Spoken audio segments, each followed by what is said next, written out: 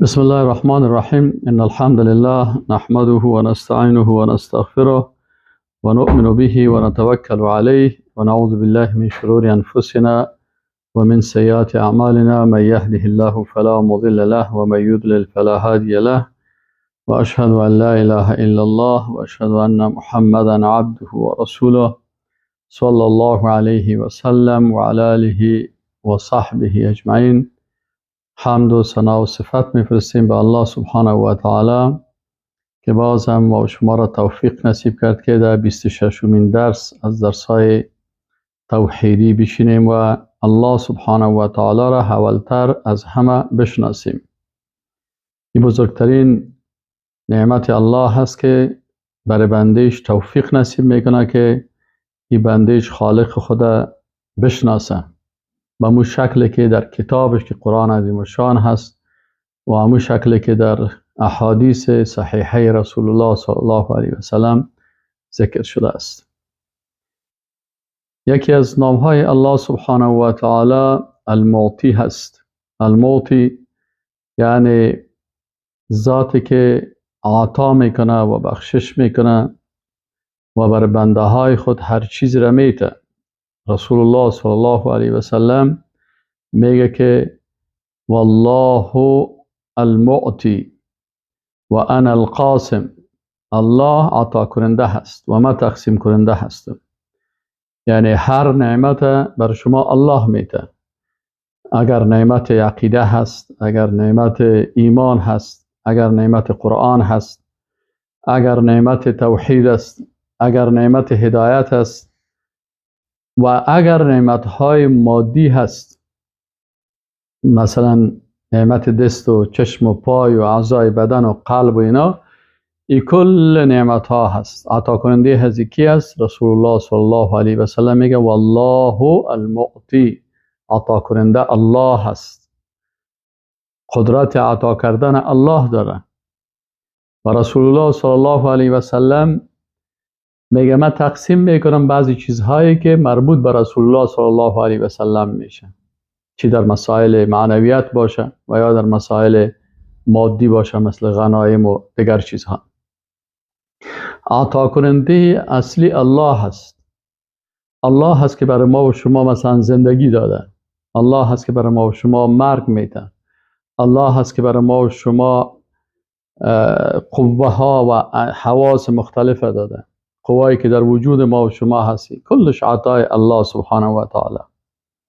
پس المعطی ذاتی هست که عطا کننده نعمتها به شکل عام مثل خلقت، رزق، صحت، مال و سایر امور مادی به شکل عام برای تمام مخلوقاتش عطا میکنه. برای مؤمن و کافر الله سبحانه و تعالی میگه که کلا نمد هؤلاء و هؤلاء من عطاء ربک و ما کان عطاء ربک محظورا. بر ازی هم میتیم، بر از اونا هم میتیم، برای مسلمان و کافر، برای هر کس. این عطای عام رب العالمین هست که برای بنده های خود میده. هر نعمتی که هست، نعمت زندگی برای هر کسی میده، نعمت صحت برای هر کسی داده، نعمت عافیت برای هر کس داده، نعمت های مادی. قال ربنا الذي اعطى كل شيء خلقه ثم هدى. الله متعال نعمت های خدا برای هر کس داده. نعمت خلقت است، خلقش کرده. ثم هدى، بازور راهنمایی کرده. همچنان الله سبحانه و تعالی المعطی هست، یعنی عطا کننده نعمت های خاص برای بندگان مؤمنش، از نعمت هدایت توحید، رسالت، تقوا، فهم درست شریعت، اطاعت به تشریع الهی، توفیق دعوت و جهاد، قبولی دعا و غیره نعمت‌های معنوی. این الله متعال برای کی میده؟ برای بنده های خاصش میده. وقتی که یک بندهش دست دعا بالا میکنه الله او را اجابت میکنه. برای ما و شما الحمدلله نعمت توحید داده، نعمت عقیده را داده، نعمت بزرگی که برای ما و شما امیال دستی برای ما و شما داده، توفیق داده که در این درس اشتراک بکنیم. بسیاری کسا هست توفیق از پیشش گرفته شده، وقتی برش موضوع توحید یاد شوه فرار میکنه. پس وقتی که ما تو جلسات درسی که درس توحید است میشینیم، پس اینجا شکر الله سبحانه و تعالی را بکنیم که ما بنده های خاص الله هستیم که الله برای ما و شما توفیق خاص نصیب کرده که ما و شما از این نعمت الله سبحانه و تعالی استفاده بکنیم. و این نعمت چی است؟ نعمت هدایت است. از این نعمت کی خردار میشه؟ نعمت توفیق به حق، به توحید. از این نعمت کی مستفید میشه؟ بنده های خاص الله سبحانه و تعالی که الله سبحانه و تعالی برای بنده های خاص خود توفیق نصیب میکنه. این معلوم میشه که الله ما و شما را دوست داره. الله سر ما و شما بسیار مهربان است، ما و شما را بسیار دوست داره و با اساس امی دوستی و محبتش الله سبحانه و تعالی ما و شما را توفیق میده. چی؟ توفیق نصیب میکنه که ما و شما الله سبحانه و تعالی را بشناسیم. این توفیق بزرگ الله هست که به شکر بکنیم، سجده بکنیم، به بارگاه الله سجده بکنیم و شکر بکنیم که الحمدلله که برای ما و شما این توفیق نصیب کرد. چرا بسیاری کسا از این نعمت محروم هستند. زکریا علیه السلام دعا میکنه، میگه رب هب لی من لدنک ذریة طیبة انک سمیع الدعا. دعا میکنه که یا الله برای ما ذریه طیبه نصیب بکن. باز الله متعال برش یحیی علیه السلام میته، دعایش اجابت میکنه. رسول الله صلی الله علیه و سلم در دعای خود میگفت اللهم اعطینی نورا، یا الله برای من نور نصیب بکن. نور چی؟ نور هدایت، نور فهم درست کتاب و سنت. این نور، این روشنی ایمان یا الله برای من نصیب بکن. و وقتی الله برای یک کس نصیب کرده بازو میگه یا الله مرا به می هدایت ثابت قدمی نصیب بکن. این هم بزرگترین نعمت است. و الله متعال به رسولش صلی الله علیه و سلم اقدر نعمت نصیب میکنه که بالاخره رسول الله صلی الله علیه و سلم راضی میشه. الله متعال میگه ولسوف یعطیک ربک فترضی. ای رسول الله صلی الله علیه و سلم، الله متعال بر تو نعمت های را نصیب میکنه که از اون نعمت ها تو راضی باشی. پس وقتی به رسول الله صلی الله علیه و سلم این نعمت داده شد، رسول الله صلی الله علیه و سلم از این نعمت چی میشه؟ راضی میشه. اون نعمت هایی است که الله متعال برای رسول الله صلی الله علیه و سلم نصیب میکنه. این نعمت های الله هست. الله برای هر بندش هر نعمت را که بخواه نصیب میکنه. و بر رسول الله صلی الله علیه و سلم اقدر امام تبری چی میگه؟ میگه ولسوف یعطیک یا محمد ربک فی الاخرة من فواضل نعمه حتی ترضی. میگه رسول الله صلی الله علیه و سلم این پیام الله که این آیت قرآن که به رسول الله صلی الله علیه و سلم پیام میده که ولسوف یعطیک ربک فترضی. امام تبری رحمه الله تفسیر میکنه و میگه که یعنی بر رسول الله صلی الله علیه و سلم الله در آخرت نعمت های را نصیب میکنه که رسول الله صلی الله علیه و سلم از این نعمت ها چی باشن؟ از این راضی میشه. و بزرگترین چیزی که رسول الله صلی الله علیه و سلم از او بسیار راضی میشه او شفاعت موحدین گناهکار است. الله متعال ما و شما را شفاعت رسول الله صلی الله علیه و سلم نصیب بگردانه. وقتی رسول الله صلی الله علیه و سلم از امت خود شفاعت میکنه، البته از موحدین، کسایی که در راه رسول الله صلی الله علیه و سلم روان هستند و عقیده توحیدی دارن، وقتی بر از این نعمت الله نصیب میکنه و رسول الله صلی الله علیه و سلم چه وقت راضی میشه که تمام موحدین به شفاعت رسول الله صلی الله علیه و سلم به جنت برن. الله سبحانه و تعالی ذاتی هست که وقتی برای کس چیز را بخواه عطا بکنه کس مانع شده نمیتونه. و از این خاطر رسول الله صلی الله علیه و سلم میگفت اللهم لا مانع لما اعطیت ولا معطی لما منعت. یا الله نیست مانع کننده به اون چیزی که برای کسی که تو چیز را نصیب بکنی. یعنی وقتی که یا الله تو برای کس یک نعمت را نصیب بکنی، چه مادی باشه چه معنوی باشه، پس کسی مانع از او شدن نمیتونه. این بزرگترین این قدرت الله سبحانه و تعالی هست که الله متعال برای کسی که چیزی را بخواه نصیب بکنه کسی مانع شده نمیتونه و اگر برای کسی چیزی را نده کسی داده نمیتونه. اگر الله برای کسی نعمت را نده اگر کل دنیا بخواه برای این نعمت داده نمیتونه. از جمله نامهای الله سبحانه و تعالی الشکور و الشاکر. الشاکر شکر کننده و الشکور بسیار شکر کننده. یعنی الله سبحانه و تعالی ذات است که خود معرفی میکنه که فإن الله شاکر علیم، یقینا که الله شکر کننده هست و بسیار علیم و دانا هست. یعنی شکر کننده چه قسم که الله متعال شکور هم هست. انه غفور شکور. وقتی که الله متعال شکور هست یعنی در کیفیت و کمیت اجر بسیار پاداش یک کس را زیاد می سازن. یعنی صفت شکور الله چی است؟ یعنی این صفت الله، اسم الله سبحانه و تعالی دلالت میکنه که اگر یک کس یک عمل میکنه الله سبحانه و تعالی پاداش ازیره، کمیت و کیفیت اجر ازیره از 10 چند الی 700 چند بالا میبره. چقدر کیفیت اجر ازی بسیار زیاد میباشه و کمیت ازی بسیار زیاد میباشه.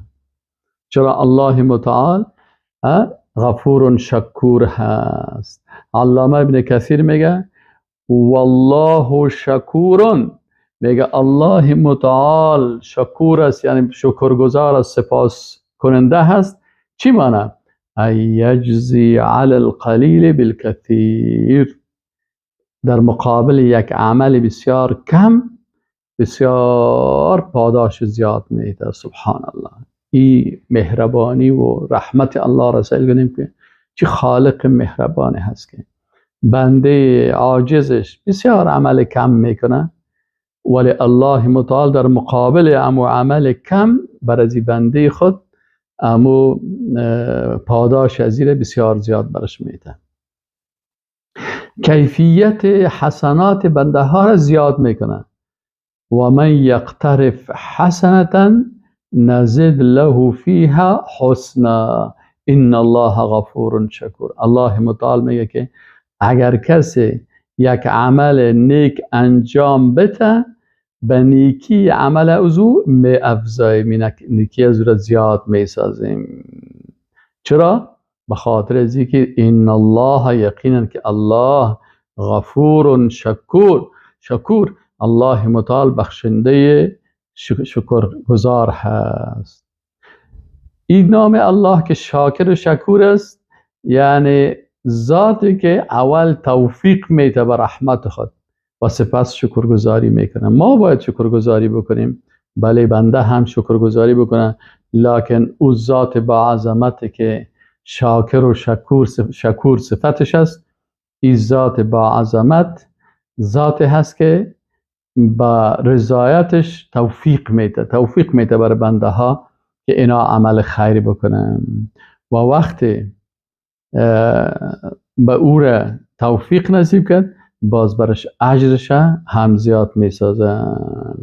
یعنی الله متعال ذاتی که مؤمنان را بر رضایتش توفیق میدهد و سپس بر آن شکر مینماید و برایشان از کرامتش چیزهایی را میده که چشم او را دیده نمیتونه، گوش شنیده نمیتونه و در قلب بشر خطور نکرده.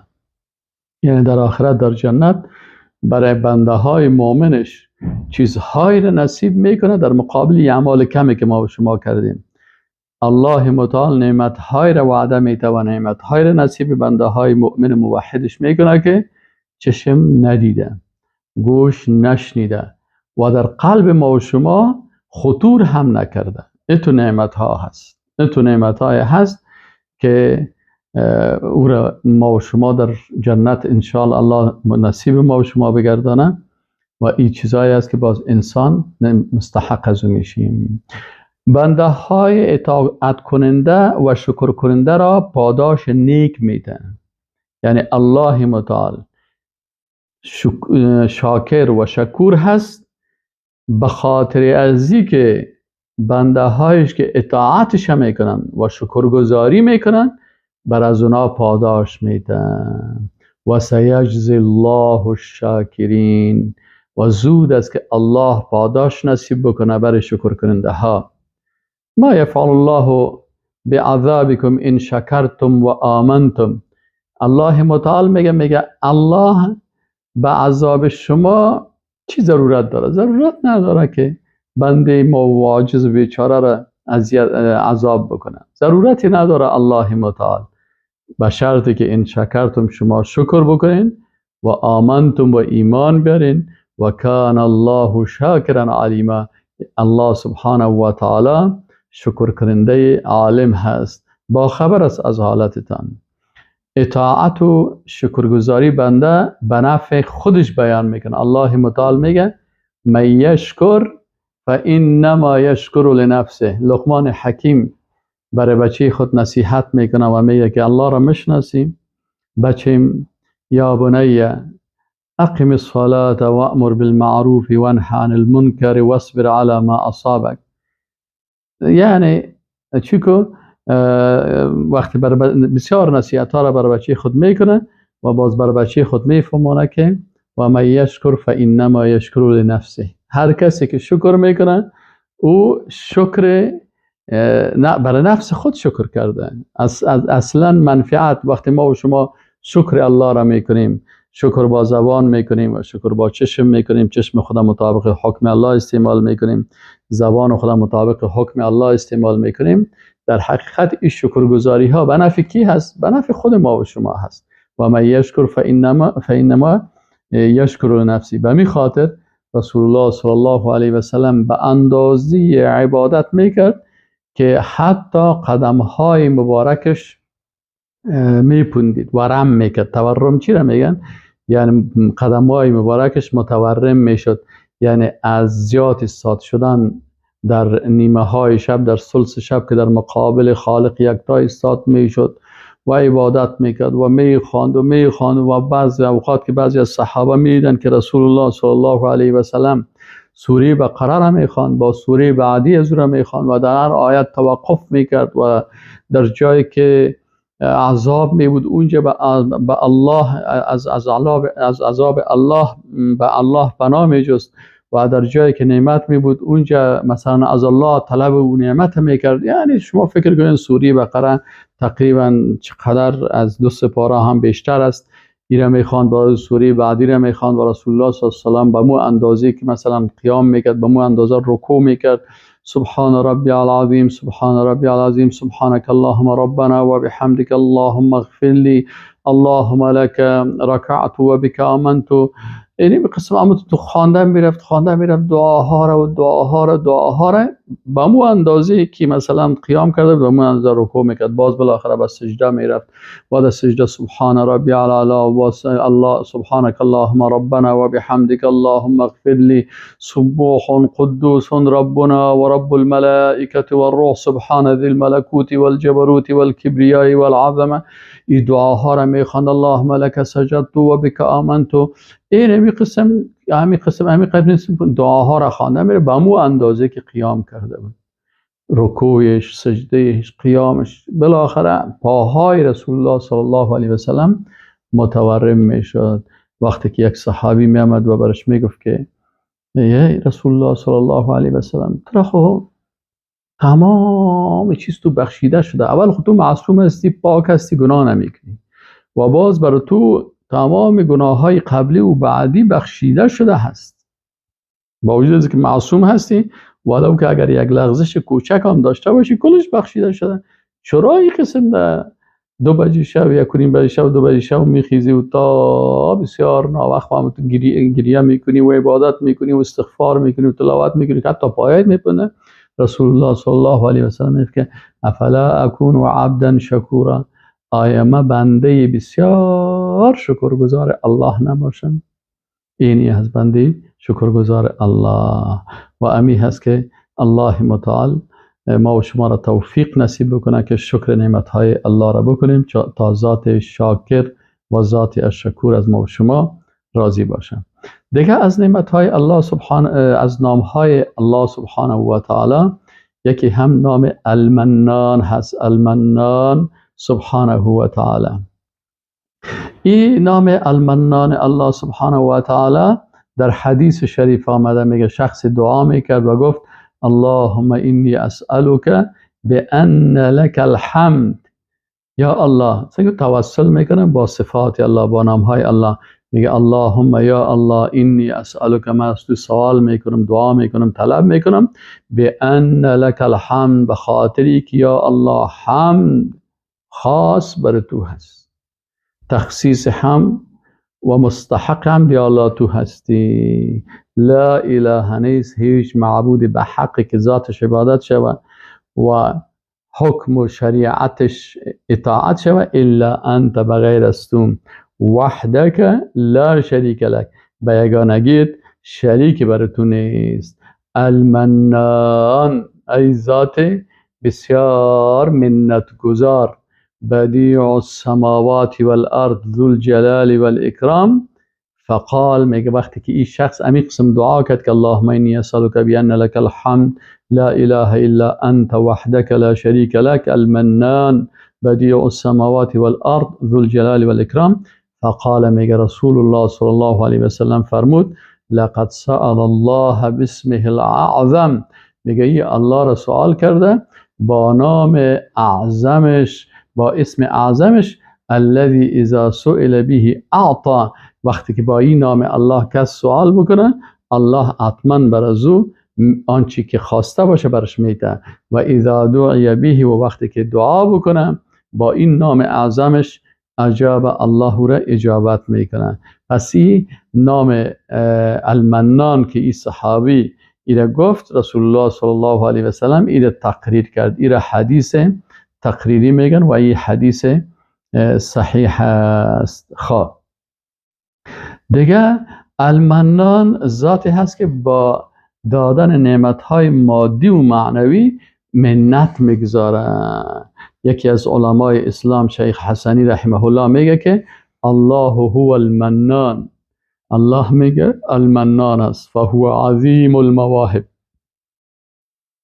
بسیار امو تحفه های بزرگ برای انسان میده. فانه اعطى الحیات، میگه ببینین الله منت گذاری کرد و داد برای ما و شما الحیات، زندگی، و العقل برای ما عقل داد، و النطق و قوی نطق برای ما داد، و صور و ما را تصویر کرد، فاحسن صور، بهترین تصویر برای ما و شما داد.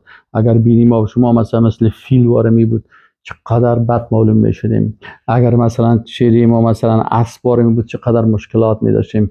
بهترین لقد خلقنا الانسان فی احسن تقویم، الله متعال ما و شما را چهره بسیار زیبا نصیب کرد. و هو الذی من علی عباده المؤمنین بارسال الرسل، میگه الله سبحانه و تعالی منت گذاری کرد بالای ما و شما، بالای بنده های مؤمنش که برای از اینا پیامبرا را فرستاد. و خاصتا خاتمهم محمد صلی الله علیه و سلم، و خاصتا میگه آخری پیغمبرا بزرگترین نعمت الله هست که الله منت گذاری کرد برای ما و شما روان کرد. اگر رسول الله صلی الله علیه و سلم الله نمی فرستاد و قرآن عظیم شان نمی فرستاد و ما و شما آل گمراه و بیرا بود، مثل هم انسانهای بیدین در حالت وحشت و دهشت قرار می داشتیم و در چی حالت زشت قرار می داشتیم، مثل حیوان زندگی میکردیم. لکن الحمدلله که الله متعال این نعمت داد، الذي اخرجهم الله به من ظلمات الكفر الى نور التوحید والاسلام، که با آمدن رسول الله صلی الله علیه و سلم بنده های مؤمن از تاریکی های کفر به نور توحید ایمان کشان. این بزرگترین منت گذاری هست. با دادن شرف بزرگ نبوت به پیامبرانش منت نهاده. الله متعال میگه قالت لهم رسولهم ان نحن الا بشر مثلكم ولكن الله يمن على من يشاء من عباده. پیغمبرا برای مردم میگفتن که این نحن الا بشر مثلكم، ما نیستیم مگر مثل شما، ما هم بشر هستیم. ولكن الله، لكن الله يمن على من يشاء من عباده، منت گذاری میکنه و بعضی از بنده هایش بر از اونا رسالت میده. پس هم منت ذات منان است که بر بنده هایش و پیغمبران علیهم السلام بر از ایره دادن و همچنان با فرستادن پیغمبران به مخلوقات منت کردن. الله سبحانه و تعالی میگه لقد من الله علی المؤمنین، یقینا که الله متعال منت گذاشت بر مؤمنین اذ بعث فیهم رسولا من انفسهم، که فرستاد بر زنا پیغمبری از بین خودشان که این پیغمبر هم انسان بود و با این خوب خوی عادتش همه چیزش هم میفهمیدن و در بینشان ایره برشان الله متعال فرستاد. با هدایت دادن به مخلوقاتش ای دیگه منت الله سبحانه و تعالی هست، منت ذات المنان است. بل الله یمن علیکم ان هداکم للایمان ان کنتم صادقین، بلکه الله منت گذاری میکنه بالای شما که شما را هدایت میکنه برای ایمان. این بزرگترین نعمت منت الهی از بالای ما که ما و شما را هدایت و راهنمایی کرده به ایمان. بندگانش را با نعمتهای جنت و نجات از دوزخ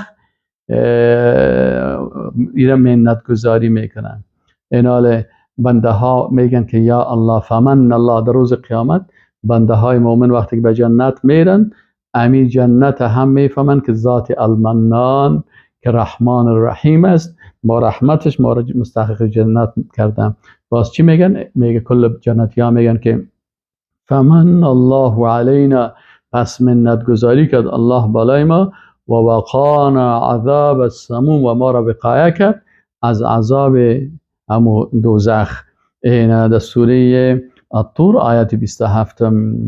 دیگه المنان ذاتی هست که کسی که این صفت الله را بخواه برای خود ادعا بکنه باز او را الله دوست نداره. این بسیار خطرناک است. احتیاط بکنیم که ما بنده ها نباید منت گذار باشیم. همین قسم که ما نباید مصور باشیم، نباید ما تکبر داشته باشیم. این صفات مثلا کبریا، صفت مصور، صفت المنان، صفاتی است که بر خالق متعال شایسته است، برای ما بنده های عاجز و بیچاره شایسته نیست. ما و شما باید متواضع و عاجز باشیم. از این خاطر رسول الله صلی الله علیه و سلم میگه که 3 طایفه مردم هستند که الله سبحانه و تعالی در روز قیامت با آنان سخن نمیگه. استغفر الله و اتوب الیه. الله که 3 طایفه مردم سخن نمیگه و به طرفشان نظر نمیکنه و آنان را تزکیه هم نمیکنه. این 3 عذاب خطرناک. الله که نظر نکنه و الله انسان پاک نسازه و الله سبحانه و تعالی در روز قیامت امرا انسان سخن نگویه، دیگه انسان تباه میشه. کی هستن؟ باید ما و شما متوجه ازی باشیم که این صفات زشت نداشته باشیم. المسبلو، یک کسی که ایزار خدا یا پتلون خدا بسیار کشال میگذاره که حتی از بجولکش مردها حتی از بجولک پایش چی هستن؟ پایین در زمین میخورن. این مسبل میگه. والمنان، منت گذار، کسی که در کار خود منت گذاری میکنه که من بر تو فلانی قرض ندادم، من بر فلانی کار نکردم، من فلانی برنامه کامپیوتر بعد جور نکردم، من فلانی یک کار خیر میکنه، کار خوب است، انشالله الله در مقابل از او برش اجر میده، لکن این منت گذاری میکنه. الله متعال میگه که یا ایها الذین آمنوا لا تبطلوا صدقاتکم بالمن والاذى، شما امو صدقاتتان زکات میتین، صدقه میتین، ایره ثوابش از بین نبرین، باطل نسازین با منت گذاری و اذیت رساندن به امو مسکین و فقیر. بعضی کسا هستن منت گذاری میکنن، کلمات زشت برازو میگن که اگر من برات نمیدادم یک پیسه رو برادم برو دیگه روی تا گم کو چی کو، و یا منت گذاری میکنه که برات قرض دادم یا کمک کردم، همون نیکی های خود در رخ جانب مقابل میکشه. این کار بسیار خطرناک است که انسان مسلمان باید نکنه. چرا؟ باز روز قیامت برای منان کسی که منت نهنده است این سیخ جزای خطرناک است. الله کتش گپ نمیزنه و الله به طرفش نظر نمیکنه و او را پاک هم نمیکنه و ما و شما به در روز قیامت محتاج هستیم، ضرورت داریم که الله متعال امرای ما گپ بزنه، الله ما به طرف ما نظر رحمت بکنه و الله متعال ما را از اشتباهات و گناه هایی که کردیم تزکیه ما بکنه. ما و شما به بسیار محتاج هستیم.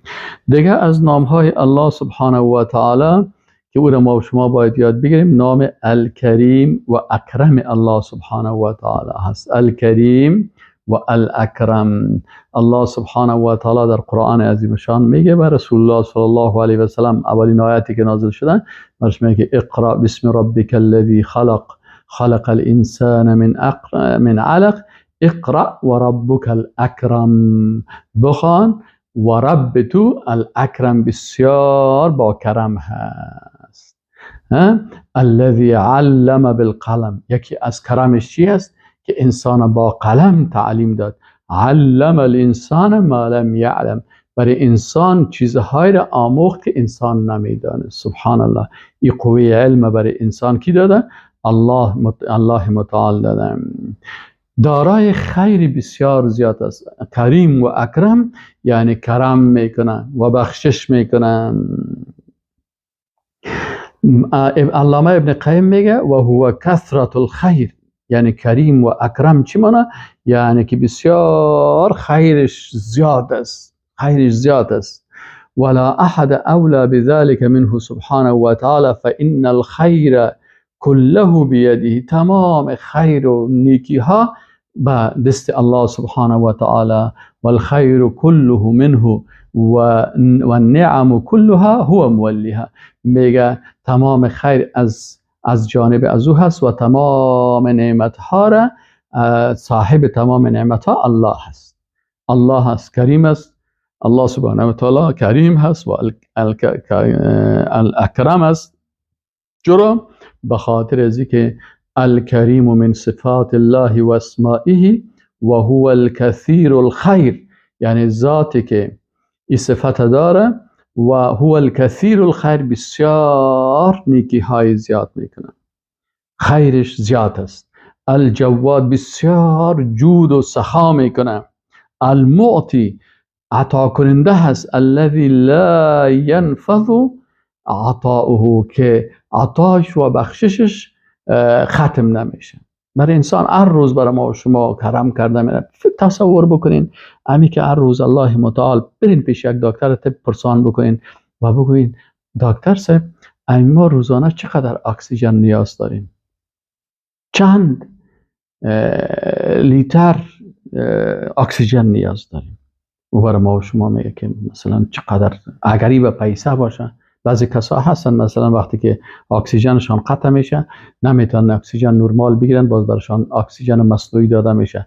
پرسانشان بکنیم بگو ساعت یک شبانه روز 24 ساعت چقدر پیسه به این اکسیژن خریدن؟ میگه یک کسی بود میگه که $200 در 24 ساعت برای اکسیژن ضرورت میشه.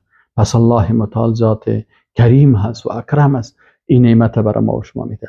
خون وجودتان پرسان بکنین بگین دکتر صاحب اگر من خون نمی داشتم و هر روز یا 24 ساعت یا در هفته یک بار یا 2 بار من نیازمند از این می بودم که خون ما تبدیل بکنم، این چقدر پیسه میگرفت؟ میگه بسیار خطرناک. این همی قسم مثلا دیگه اعضای بدن اگر آب چشم من خشک میشد و من برای آب مصنوعی من داشتم، این چطور میشد؟ اگر گوشم شنوا نمی بود. این نعمت ها و این تعد نعمت الله لا تحصوها. از این خاطر الله متعال ذات کریم و اکرم است که برای ما و شما داده است. و جالبی اگر که کریم ذاتی است که ما و شما نعمت ها را نخواسته باشیم برای ما میتن. یعنی مجیب اجابت کننده دعا هست که یک نفر یک چیز را میخواه الله دعایش اجابت میکنه. اما الکریم ذاتی هست با عظمت مهربان که نعمت ها را ما نخواستیم الله بر ما داده. یک وقت من در صنف از جوانا پرسان کردم، گفتم آیا تو نعمت های دیاتان میه که شما نخواسته باشین الله براتان داده باشه؟ یک کس گفت اولا یک وقت مثلا چیز نخواسته بودم، پیسه نخواسته بودم یا چطور بود که همون برای ما یک مقدار پول آمد. من گفتم فقط همه قدر؟ یکی دیگه گفت والا من یک وقت برای من یک غذا آمد نمیفهمیم. سبحان الله، چقدر نعمت هایی رو تو نخواستی از الله که برای تو داده است. میفهمی؟ چشم از الله ما و شما خواسته بودیم وقتی که در نو تولد میشی در بطن مادر برای ما و شما چشم نصیب کرد، خواسته بودیم؟ نه خیر، الله برای ما یک وقت کلان میشیم که ببینیم چشم داریم. گوش خواسته بودیم؟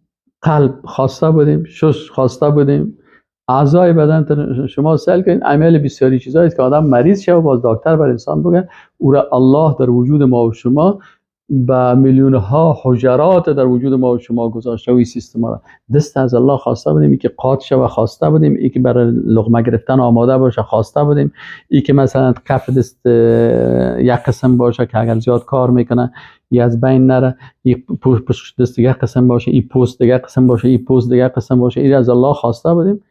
برادر خواهر عزیزم، برادر محترم، ما و شما بسیاری نعمت‌هایی در وجود ما و شما هست که ما نخواستیم، لکن الله از کرم خود ایره کلش برای ما و شما چی کرده؟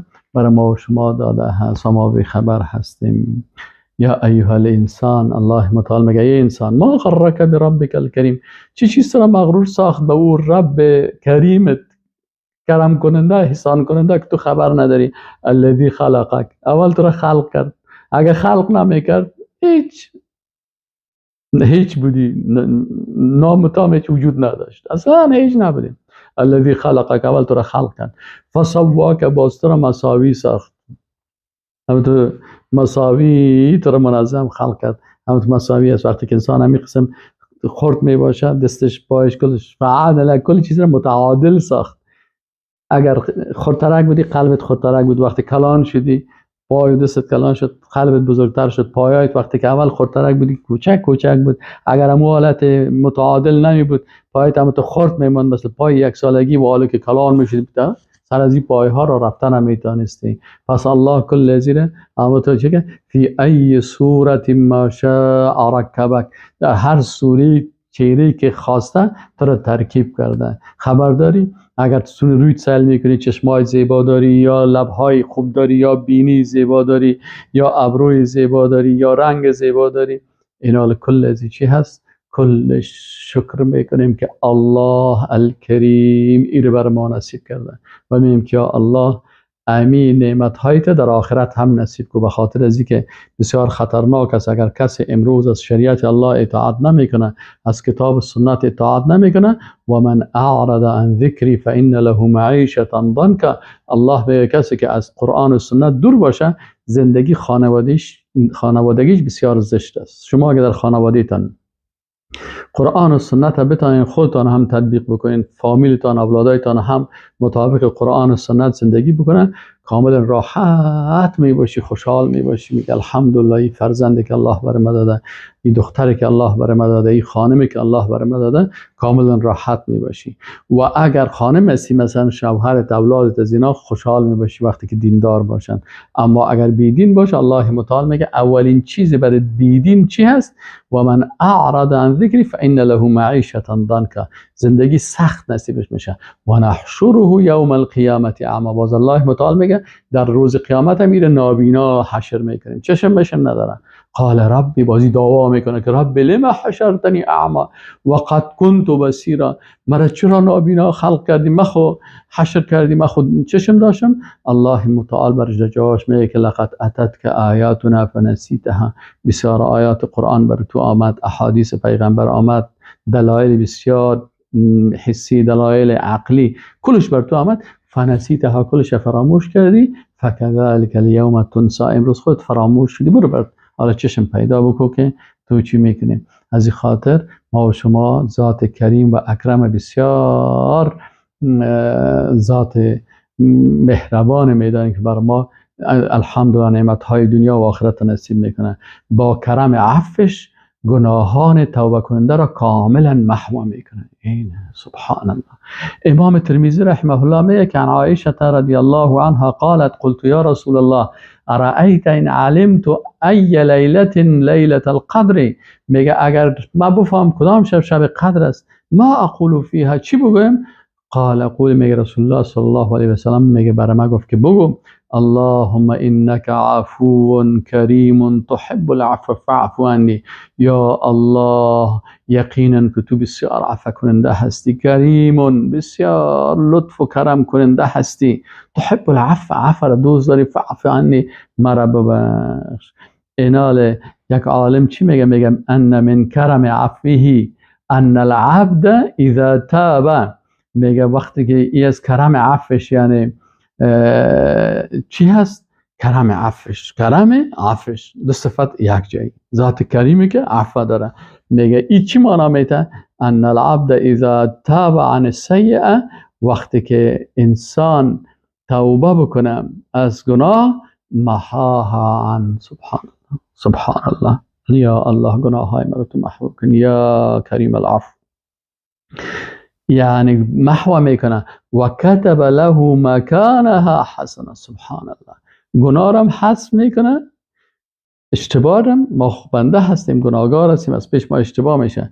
اول این ذات با کرم خود، کرم العفو، سبحان الله، اول عفو میکنه و ایره محو میکنه. این گناه را کاملا از دفتر اعمال بندی خود محو میکنه و در جای از اون نیکی برش میگه. وقتی که یک بندیش توبه بکنه و از او عفو بخواه.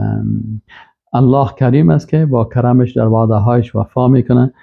هر چیز را که وعده داده او را وفا میکنه. الکریم الذی اذا قدر عفا، وقتی که قدرت داشت عفو میکنه. و اذا وعد وفا، وقتی که وعده داد وفا میکنه. و اذا اعطا، وقتی که باز عطا کرد، زاد علی منتهى الرجا، بسیار میده. ولا یبالی کم اعطا، وقتی که الله بخواه بته اذا اعطا زاد علی منتهى الرجا، با مو اندازی که ما و شما به نهایت درجی که ما و شما فکر امیدوار هستیم، الله باز میده. و وقتی که باز عطا کرد، لا یبالی کم اعطا ولی من اعطا، وقتی که باز برای کس عطا کرد، باز پروا نمیکنه که برای کی داده و چقدر. به مو اندازه زیاد عطایا و بخششش بسیار زیاد است. الله ذات کریم است و اکرم است و الله متعال ما و شما را از لطف و کرمش برخوردار بسازه. و السلام علیکم و رحمت الله و برکاته.